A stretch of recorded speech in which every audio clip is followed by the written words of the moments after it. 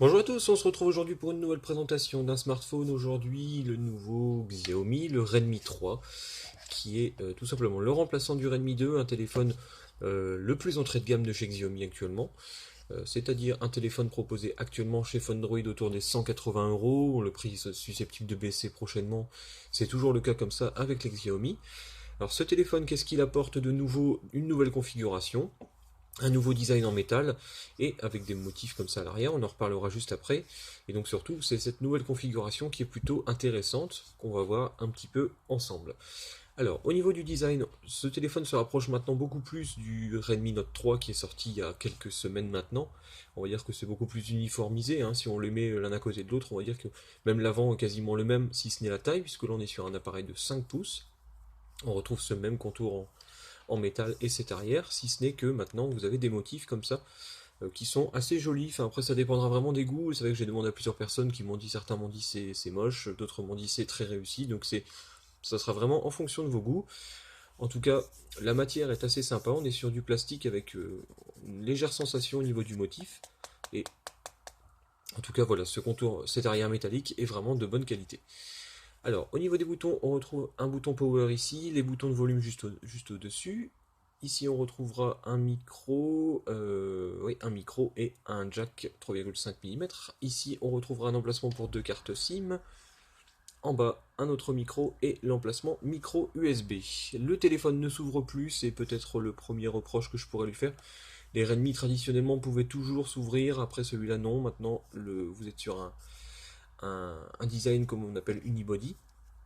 C'est dommage, sachant que c'était certainement possible. Après, aussi, une autre spécification intéressante, c'est que la batterie a été complètement dopée, puisqu'on est sur du 4100 mAh maintenant, c'est-à-dire le double de ce que proposait le Redmi 2. Peut-être que c'est pour cette raison-là que la batterie n'est pas amovible, ou au moins qu'on ne peut pas retirer l'arrière. Une fois allumé, qu'est-ce qu'on retrouve? Ce qu'on a l'habitude de voir chez Xiaomi, hein, c'est-à-dire MIUI dans sa version 7. On est sur la version On est sur la version 7.1.1, donc tout ce qui est de plus standard. Pour l'instant, le téléphone n'est pas encore traduit par MUI France, forcément, puisque les bootloaders sont verrouillés. Donc on verra à l'avenir comment on pourra nous installer une ROM française. Mais dans l'immédiat, le téléphone est livré en anglais sans Play Store. Je fais cette vidéo le 19 janvier, donc on verra dans les prochaines semaines ce que nous pourrons faire avec ce téléphone. Au niveau des performances, avec Antutu, je l'ai mis à jour vers la version 6, ce qui influera quand même sur le score. Ça nous fait un score à quasiment 30 000 points. C'est pas énorme, mais après, c'est toujours une bonne évolution par rapport au Redmi 2, qui avait un Snapdragon 410. Là, on est sur le nouveau Snapdragon 616, qui est un octa-core relativement puissant, hein. Il est autour des 1,5 GHz, avec la puce graphique Adreno 405.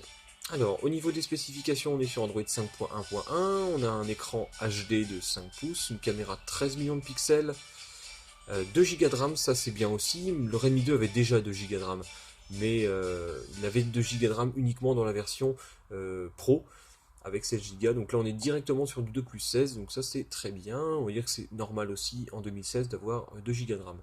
On a 5 millions de pixels en façade, sinon on est sur tout ce qu'il y a de plus standard. Pour le reste, donc le 3D Mark, pour voir un petit peu les performances. On a un score à 5300, c'est pas mal. 5300, c'est plutôt pas mal.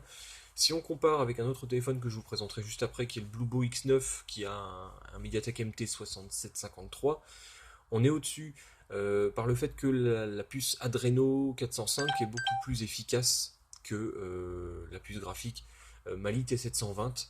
Donc pour le jeu, ce téléphone sera plus adapté que le Bluebo X9 par exemple, ou tout autre téléphone sous MT 6753. Voilà. Au niveau photo, alors au niveau photo, on va voir ce que ça donne, le 13 millions de pixels. Alors, au niveau des détails, eh ben, on est bien, c'est assez bien rendu, assez fidèle. Je note vraiment aucun problème particulier au niveau de cette qualité photo. Donc voilà, ça, on pourra sans problème vous le recommander là-dessus. Et sur la photo extérieure, eh ben, c'est pas mal du tout non plus. On voit bien les détails, surtout que là en plus c'est un petit peu neigeux aujourd'hui. On voit bien les détails, ça ne pixelise pas, comparé à ce qu'on a parfois l'habitude de voir. Là, c'est pas mal du tout. Ensuite, on va regarder une vidéo pour voir la qualité. Donc on va mettre celle qui est proposée par Xiaomi.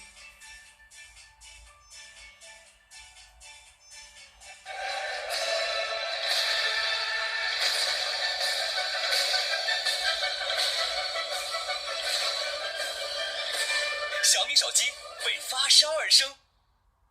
嗨，这就是小米手机。嘿嘿，嘿嘿，嘿嘿，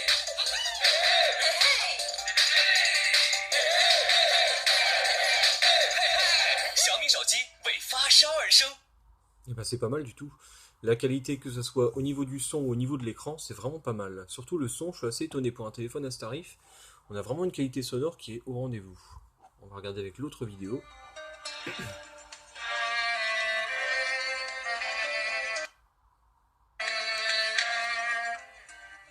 Ouais, je confirme ce que je disais, la qualité sonore est vraiment bonne, même au volume maximum, ça ne sature pas du tout.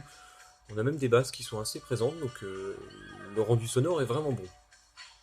Et la qualité vidéo, on est quand même sur ce qui se fait habituellement, il n'y a pas de miracle non plus. Après, la luminosité est plutôt élevée, je trouve, donc là j'avais mis la luminosité à fond, mais en tout cas voilà, la luminosité est plutôt élevée et plutôt bonne. Donc au niveau de la partie multimédia, en tout cas ce téléphone n'a pas de défaut particulier, niveau photo, niveau vidéo, niveau audio, aucun problème à déplorer. Donc en plus vous avez MIUI 7 qui est quand même une interface très agréable à utiliser. Et au niveau des performances, on a quelque chose qui tient très bien la route, surtout avec cette grosse batterie de 4100 mAh.